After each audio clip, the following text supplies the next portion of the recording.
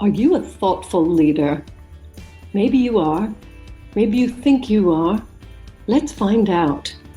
I'm Mindy Gibbins-Klein. I'm author of The Thoughtful Leader and host of the Thoughtful Leader podcast. Thoughtful leadership is all about thought leadership that goes above and beyond.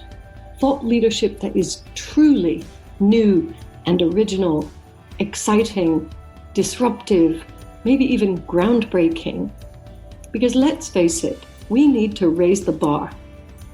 My guests and I are absolutely obsessed with finding truly original thought leadership, and I'm going to bring you so many exciting ideas and opportunities, things for you to think about, and chances for you to push your thinking that you'll be very glad you tuned in. So thanks so much for checking out Thoughtful Leadership and the Thoughtful Leader podcast. I look forward to connecting with you very, very soon. Are you somebody who trusts easily, or are you quite mistrustful or distrustful? I don't think I am a distrusting kind of person. I think I do trust quite easily, but over the past few years, I've thought about it a lot, especially in the context of thoughtful leadership. What does it take for somebody to earn your trust, and what does it take for somebody to lose your trust? And we're only speaking about you at the moment, whether you trust people or not.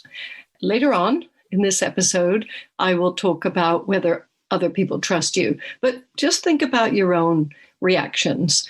If you are going into a new environment, do you go in with an open mind? Do you go in enthusiastic and excited about the unknown? Or are you a bit dubious? Do you not trust that you're going to have a good time or enjoy yourself or meet anybody interesting? Do you not trust that it's going to be a good use of your time? There's someone I know who always says, will I enjoy it? I don't know. And I always find it really funny, and I don't know how to answer that question. Personally, I think we'll enjoy an experience if we choose to enjoy it. But then I'm getting away from my subject here. In terms of trusting someone, a person, you know who you trust. Think of somebody right now who you trust implicitly. If they said, come on, we're going to travel 900 miles and do whatever, you would say, yeah, I'm going to follow this person because I trust them and I believe in them. And now think of somebody who you're not sure if you trust, or perhaps you know you don't trust them. What did they do? Let's talk about the negative first, and then we can talk about some nice stuff. But, the negative experience is really useful because it teaches us things. And when it comes to something as important as trust, and we do live in a world where we need to interact with people, we all do, what do people do to ruin the trust? Well, here are some things that I've noticed. I'm sure you've noticed the same, and possibly some other things. But the first thing that leaps to mind is when someone lies to you and you find out. Most of the time when people lie to you, you don't find out. But that's another story. If somebody has lied to you and you find out about that, you may wonder why. Why did they? They were probably trying to protect themselves, make themselves look good, protect you. There's lots of reasons why people lie. But an almost instantaneous reaction is, how can I trust you again? Because you've lied. Let's think about that for a moment. Let's think about the fact that perhaps they were trying to help you, protect you, save you from embarrassment, or something like that. If you really think about what they lied about, is it possible that they weren't just being an evil person? Is it possible that they had the right intention? We speak about intention so much on this show. And if you're watching the video, by the way, I don't know why the light is coming in and out, but luckily most people listen to the audio. Now you're going to check out the video, right? The Thoughtful Leader on YouTube. So going back to you and your reaction, was it too hasty? I don't know. I'm just posing some questions. I like coaching questions. Is it possible that you made a snap decision and actually you could have been more thoughtful? Let's talk about something else that people do. And sometimes, well, most of the time, I find it unforgivable. And that's cheating. I don't know why, probably because I'm a bit of a rule-abiding, good citizen kind of person. It's my background. It's how I grew up. Cheating is just not done. So when people cheat others, cheat the system, cheat the tax man, cheat on an exam, there's so many different instances. I know I lose respect for those people, and I don't really trust them, because what else are they going to cheat on? And here's where I don't really have an answer for you. I'm just sharing my observation. Have you had that happen to you? Have you witnessed somebody or noticed somebody or found out that somebody has cheated? And what was your reaction? Maybe I'm overreacting, but as I say, it's my background. I also don't like it when somebody is with me and they are obviously thinking about going somewhere else, thinking about someone else, distracted. I don't trust that I have their attention. That's a bit different from not trusting the person. But it's another instance where I think, oh, you know what? If they're not really listening, if they're not paying attention, can I trust them with this story, or can I trust them with what it is I was going to share with them? Probably not. And that's just me being really picky about who I share things with. This podcast is a big deal, by the way. Let me take a step out and let you know that I did deliberate for ages and ages, years in fact. And I started this podcast, as you may know, 6 years ago, gave it up because I just wasn't sure that people would want to listen. And that goes on in my head. I think it goes on in many people's heads. Who wants to listen to me? Then I realized I can't control who listens. And I have to trust, there's that word again, I have to trust that if I put something out, it will resonate with some people. And I let go of the outcome. And that's what I did to start the podcast. So the thing is, if I don't have someone's attention in real life, this is a bit different. And these are pre-recorded, as I'm sure you know. So I can just do this and I can picture you driving along, or I don't know, at home or on your lunch hour or wherever you are when you listen to these. I can enjoy picturing you paying attention. And I won't know if you're also trying to read your emails, if somebody's talking to you, if you're listening to me while you're cooking and the blender's going and you can't even hear me anymore, well, then you won't hear me say this next thing. It doesn't matter. It really doesn't matter as much as we think. We think we can't trust somebody, but there's so many reasons why people are distracted and not able to focus. There are many apps out there to help us learn focus. I cannot remember which one it is. It's either Calm or Pizziz. I can't remember. One of them, I set a reminder, and every single day, several times a day, it pops up and it says focus reminder, which I think is great. I can't remember where I set it up. So my phone is helping me to focus. Here's a tip. I actually do have a tip for this. If you don't trust that somebody is going to listen to you carefully and be a good listener or give you advice or act on your advice, that's important sometimes if you have instructions for people. Be direct. It's one of our favorite values here. Be direct. Before you start telling the story or making the suggestion or the request, before you start, just get their attention for a couple of seconds and say, do you have time? Because I have something really important I want to share with you. I don't always do this. I know about these techniques and sometimes I forget to use them. But when you do it, it's so powerful. It's so powerful because you are immediately creating that focus. Now, they might say, well, actually, I have somebody calling me in 10 minutes, or they might say, I'm a bit distracted. I'm waiting for news about my daughter, or whatever they may say. But at least you know, so that you don't have to sit there thinking, well, I can't trust this person is actually taking in what I'm saying or going to do what they've agreed or whatever it is.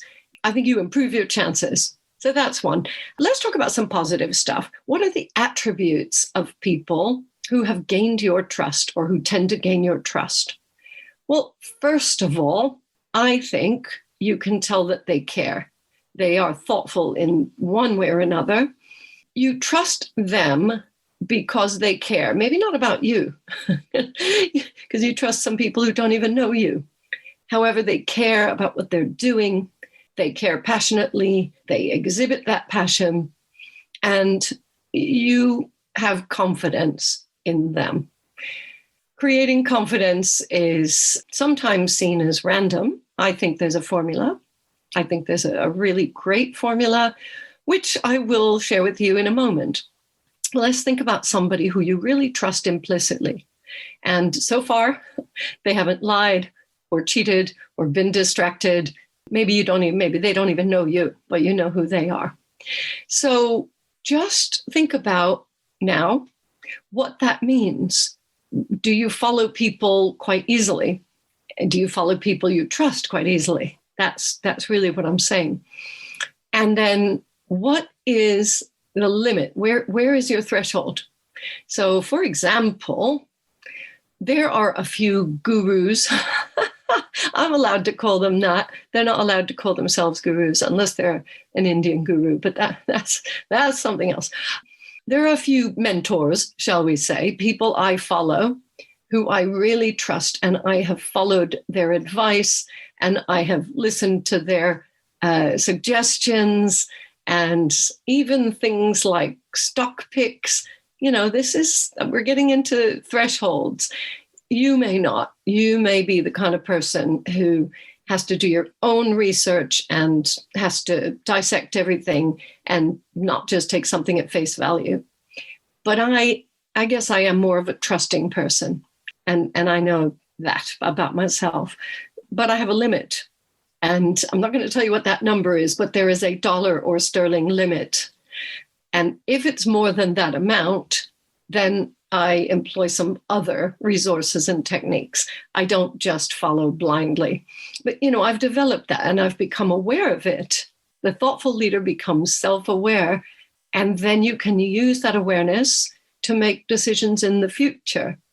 And when it's a decision about trust, which is so, so important in our society, wouldn't it be great if you knew what your parameters are? Because there are some. You just have to become aware of them.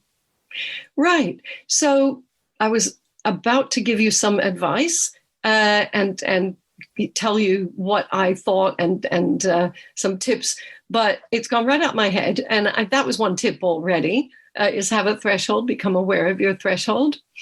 And if you're following somebody and you trust them, but then they do one of these naughty things, before you put them on the reject pile, before you block them or cut them out of your life or start talking bad about them, ask yourself, is it really important what they did? Is it important to you personally? Does it violate your top values? Maybe if you're having a strong reaction, maybe it does, whatever it is they've done. And then, is there a possible reason why they did what they did? And if you know them, or I should say, if they know you, you have a relationship, could you talk to them about it? Here comes that direct communication suggestion again, because usually you can resolve a lot of things instead of being in your mind and getting annoyed and thinking things or assuming. We already had an episode about assumptions. Instead of getting just, completely in your mind, you could have that conversation with the person. You can ask them some questions. You can tell them how it made you feel. Just say, I'm feeling uncomfortable. I'm worried because, I trust you, and yet when you did this thing, I really had doubts, and tell them what went on for you. And they might just open up, or maybe they didn't even realize what they did. That's possible. It is possible that some people lie without knowing that they're lying, cheat without knowing that they're cheating, and are poor listeners without knowing it. So, or any other sins that they might commit. So think about the people who you really trust and become more conscious about why and what it is, and start becoming self-aware. And then think about people who you follow and people in your wider network, and whether you could trust more with limits, with those thresholds in place, but just maybe getting out of the comfort zone. And that's something, we have this comfort zone for a reason, but I don't think it's to keep us small. I don't think it's there to limit us. I really don't. I think it's there so that we recognize when we're getting out of our comfort zone. And it's up to you. So if you want to get out of your comfort zone with trust, I would love to hear about your experience. I really would. This is one of my favorite topics these days. This is something that, I think a lot of people write about trust, but it's not a black and white, easily discernible value. There are a lot of factors. There are a lot of nuances. I'm sure you'd agree. So let me know. Let me know what you're experimenting with. Let me know if you try to trust a bit more, or if you have that honest, direct conversation with somebody and you learn something that you can use in the future. Let me know, because this is all part of the conversation. As I said, I trust that the words I put out there resonate and they land with the people they're meant to land with. I trust that you will have gained, if you're still listening, by the way, you will have gained what you need to gain. And I keep these episodes very short because I really value you and your time. And there's always the next episode, and there's always a chance to connect on some platform somewhere. So reach out to me if you would like. You don't need to wait until next week and listen to the next episode to connect with me again. I would love to hear from you. And of course, if you're not already subscribing to the podcast, that would be something to do, because there are all these unexpected guests. Well, they're not unexpected to me, but they'll be, well, let's just say I tend to attract a very diverse crowd in terms of my guests. I'm sure if you've been listening for a while, you've seen that. And I do curate that list very carefully. And everybody is thoughtful in one way or another, usually both. But if you would like to engage more, if you think you might like to be on the show, reach out to me, or just let me know how you're getting on with this trust stuff and anything else that we talk about on the show. Because I trust that we're all doing something good. I know I am. And every day I have that intention. And I aim to be that little bit better than yesterday. And I trust that you are doing what you're doing for a reason, with a good intention, and that good things will come to you because of that. So thank you so much for listening and for being part of my network and my life. I hope you've enjoyed this episode of The Thoughtful Leader, and I hope it's inspired you to be more thoughtful as a leader in your business. Please consider subscribing and leaving a review. An important question for you. Do you want to create a culture of thought leadership in your organization? My best-selling book, The Thoughtful Leader, is available now on Amazon and many other sites in paperback, ebook, and audiobook formats. Please visit www.mindygk.com for more great content.